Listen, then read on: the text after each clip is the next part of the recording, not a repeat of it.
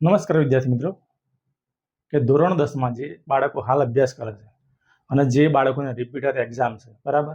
કે 2-5 માર્ક્સ માટે રહી ગયા હોય તેમના માટે આ ખાસ ઇમ્પોર્ટન્ટ રીત કે જે તમારે 3 ગુણમાં આ રીતનો દાખલો પૂછાય ગમે તે બાળકો હોય બરાબર રિપીટર હોય તો પણ અને રેગ્યુલર હોય તો પણ બરાબર તો આ છે x + y = 14 x - y =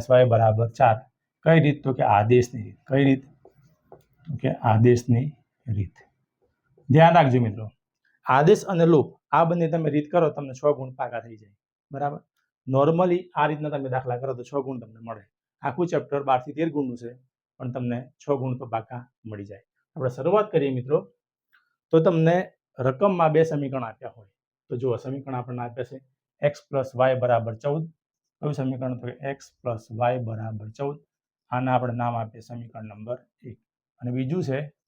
x - y = 4 સમીકરણ નંબર 2 એક જ દાખલો જુઓ મિત્રો બીજો તમારે જોવો જ નહીં પડે એક જ દાખલાને તમને 100% સમજણ પડી જશે બરાબર ધ્યાન રાખજો આપણને બે સમીકરણ આપ્યા હોય બેમાંથી આપણે ગમે તે સમીકરણ લેવાય તમે પ્લસ વાળું લો તો પણ ચાલે અને માઇનસ વાળું લો તો પણ ચાલે પણ આપણે નાનું સમીકરણ લેવાનું બરાબર નાનું સમીકરણ આ છે આપણે લઈએ x - y = 4 x ના આપણે સૂત્રનું કરતા બને સૂત્રનું કરતા એટલે x ને આપણે અલગ કર્યું બરાબર સૂત્રનું કરતા એટલે અલગ કરવાનું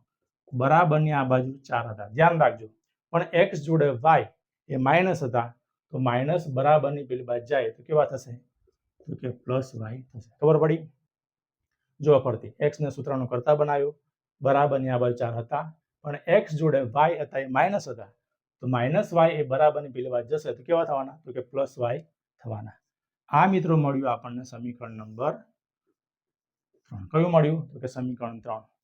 સમીકરણ 3 ની કિંમત અથવા તો x ની કિંમત પણ કહેવાય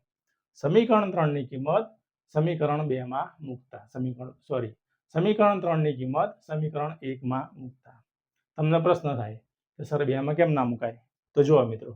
સમીકરણ 2 નો ઉપયોગ કરીને આપણે સમીકરણ 3 બનાવીએ બરાબર એટલે સમીકરણ 2 માં ના મુકાય તો x ની કિંમત અથવા તો સમીકરણ 3 ની કિંમત સમીકરણ 1 માં મૂકતા તો લખીએ આપણે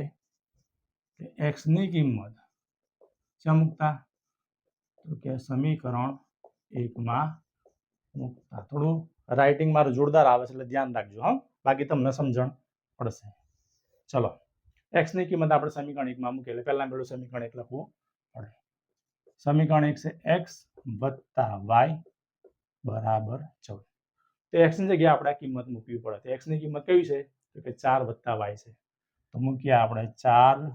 + y + y = 14 ધ્યાન રાખજો આપણે આ x ની વેલ્યુ મૂકી x ની વેલ્યુ કઈ હતી તો કે 4 + y આ 4 + y મૂક્યા પ્લસ y ના y ને બરાબર 14 ના 14 તો 4 ના 4 y + y એટલે થશે 2y ધ્યાન રાખજો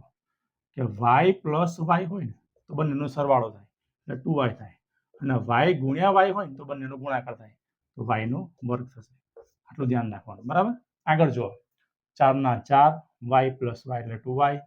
બરાબર 14 ના 14 ચલો 2y ના સૂત્રનો કરતા બનાવો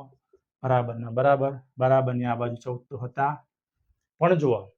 2y જોડે +4 હતા એટલે કે 4 આપણે સરવાળામાં હતા તો સરવાળામાંથી બરાબરની પેલી બાજુ જશે તો કેવા થવાના તો કે માઇનસ થાય કેમ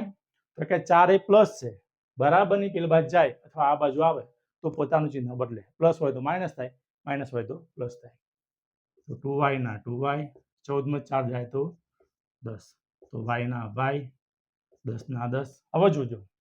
y જોડે 2 ગુણાકારમાં છે તો ગુણાકારમાં હોય તો કઈ જાય તો ગુણાકારમાંથી આવે છેદમાં એટલે કે ભાગાકારમાં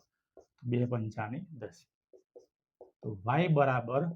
5 આ આપણને એક ચલની કિંમત મળી કોની તો કે y ની આ જે કિંમત મળે બરાબર એ આપણે સમીકરણ 3 માં મૂકવાની તો લખીએ કે y ની કિંમત સમીકરણ ક્યાં મૂકવાની તો કે સમીકરણ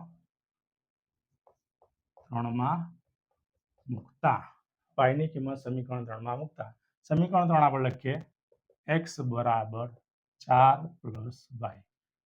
તો x ના x 4 ના 4 પ્લસ ના પ્લસ y ની વેલ્યુ કેટલી મળી તો કે y ની વેલ્યુ મળી